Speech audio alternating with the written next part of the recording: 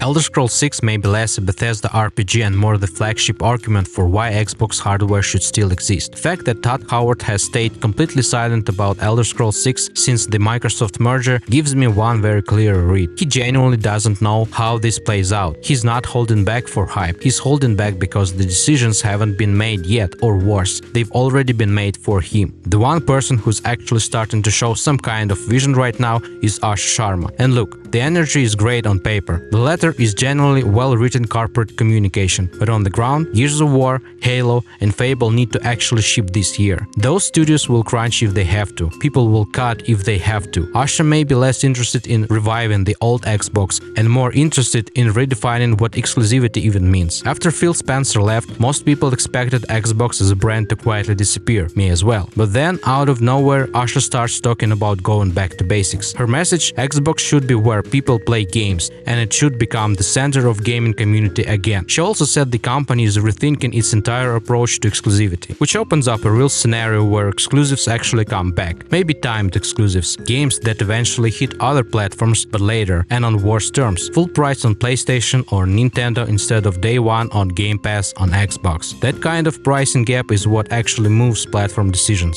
And that's exactly why Elder Scrolls 6 has to be a system seller. The current restructuring of Xbox's gaming division maps almost perfectly onto what Sony did to Bungie after Destiny missed its financial targets. Because of Bungie's own mismanagement, Bungie believed they'd have full corporate freedom, that they could develop multiple new projects on their own terms. It got too expensive, too fast. The bloated headcount got slashed. Sony tightened the leash and told them the freelancing was over. Bethesda is in the same position, arguably more so. The division needs to generate money. If you're not shipping enough games, you make remasters. If you ship something like Starfield, a game that cost a fortune and under-delivered, you lose your autonomy. The next disappointment, even a mediocre one, is unacceptable going into a new console launch. And no matter how many times Todd Howard talks about creative freedom, they are operating under a microscope. They have to bring new players into Xbox. That's why Fallout got its push. When you don't have new games, you plug the gap with wherever you have and you make it work. The Fallout and Oblivion remasters were not passion projects. They were deliverables. When the corporation sets requirements, you execute. With that as context, Asha has launched a full-scale campaign to rebuild the game division from scratch. And no restructuring happens without cuts and optimization. The letter reads beautifully, inspiring,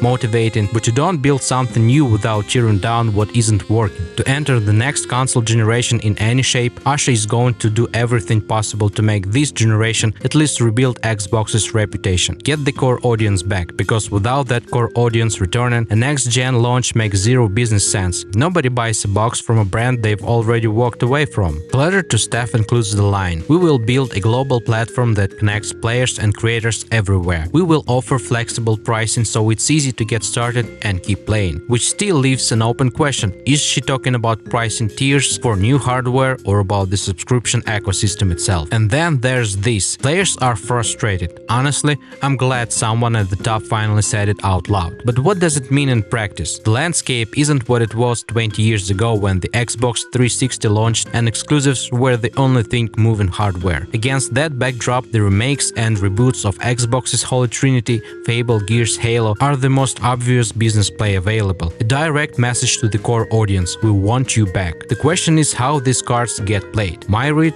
these three titles probably launch on PlayStation, especially the Halo remake, as was already promised, partially to tease nostalgia in the audience that left Xbox. But the sequels? That's where timed exclusivity comes back hard. Day one on Game Pass on Xbox. Full price elsewhere, months later. That pricing delta is what actually shifts platform loyalty. Why can I say with confidence that exclusivity is returning? Because in its current state, Xbox wouldn't be investing this heavily in new hardware if it wasn't planning to use it. This entire console generation has been a mass of mixed signals. Everyone backed away from exclusivity. Nobody fully committed. But in the last year, Sony said they're reconsidering, and now Asha's letter includes this: stabilize Gen 9 as a healthy and high-quality pace, deliver Project Helix to lead in performance, build a strong ecosystem that expands choice and reach. That's a serious hardware commitment. But here's the contradiction. If you're talking about exclusivity again while simultaneously committing to cross-platform reach and mobility, those two ideas are in direct conflict. Where's the logic? Simple. Microsoft is betting they'll be the only console, platform, and service that can offer all of it at once. Sony can't,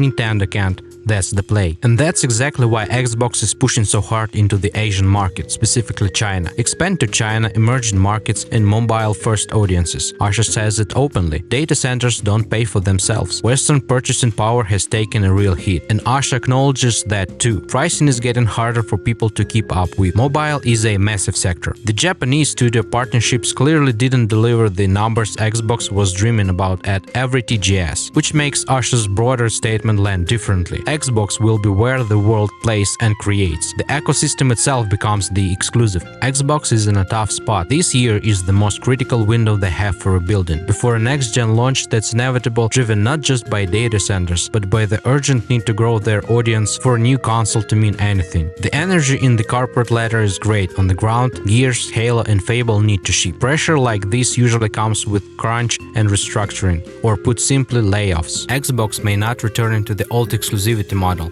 They may be turning the ecosystem itself into the exclusive. This is smart and brutal business play.